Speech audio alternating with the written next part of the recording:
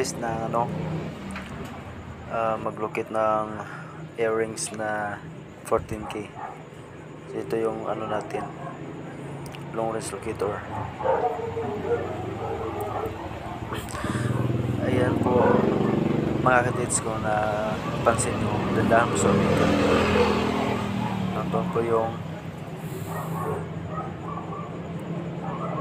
earrings na inikyutan niya, nasa ibaba, nasa loob ng wire. Yan po yung reaction niya.